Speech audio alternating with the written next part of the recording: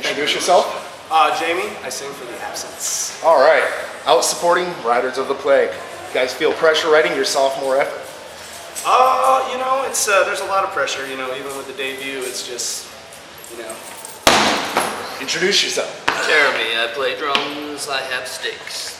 There's a lot of pressure. You know, I mean, you put out your first album with like little or no fan base. You know, just except for home. You know, straight off a demo, and you know, you kind of get your name out there with the first one. By the time the second one comes out, it's like, okay, this is make or break. But I probably have Oreos in my teeth.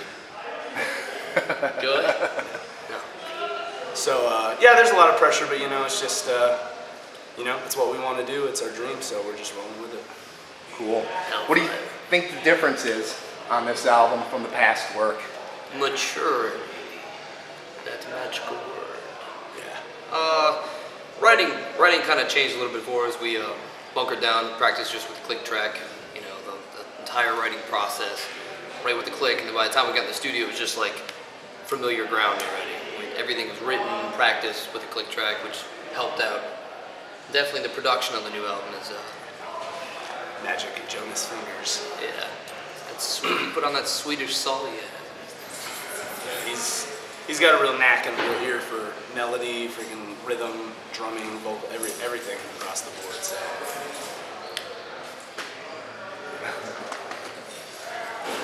All right. Oh, thank you. Anyways.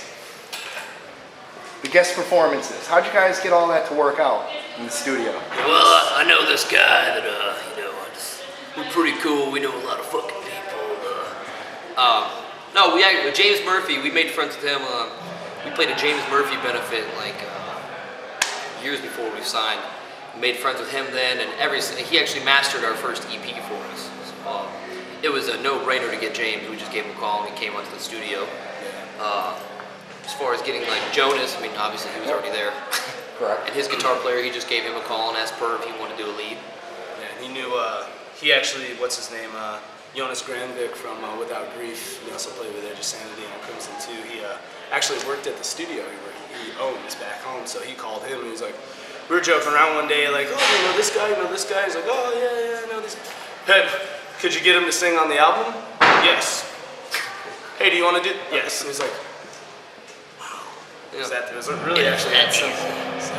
All right. You guys picked Into the Pit by Testament. How'd you choose that song? I was outvoted.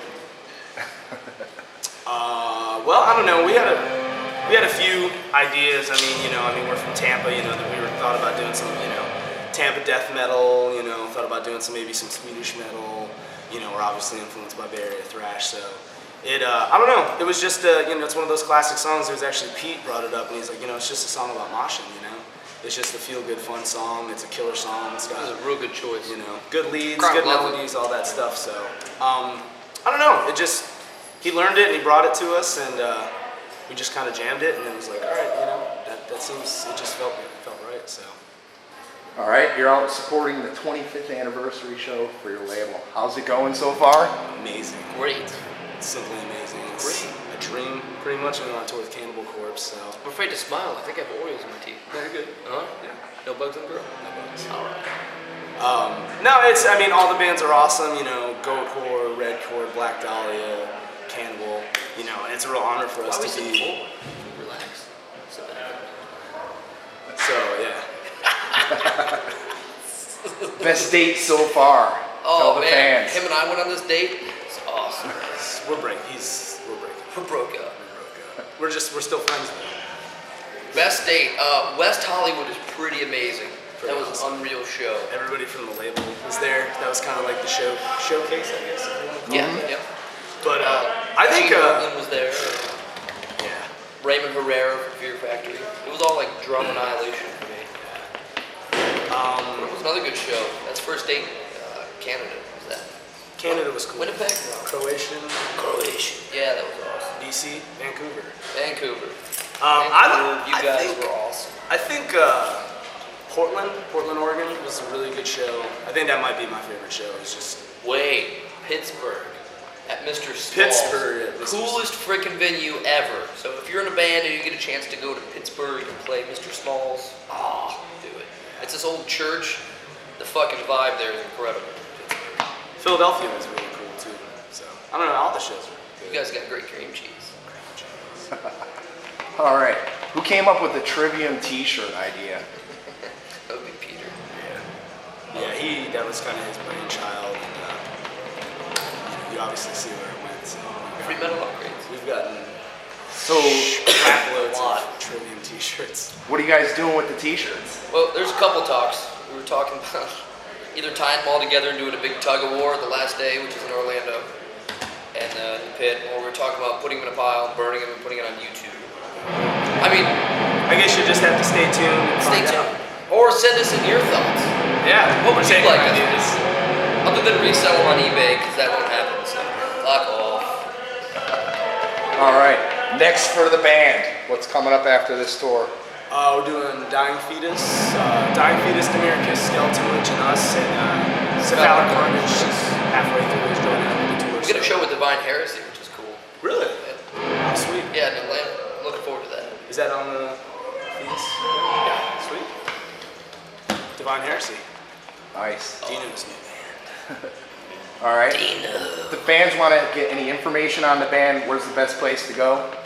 MySpace.com/The Absence. What the fuck is the internet?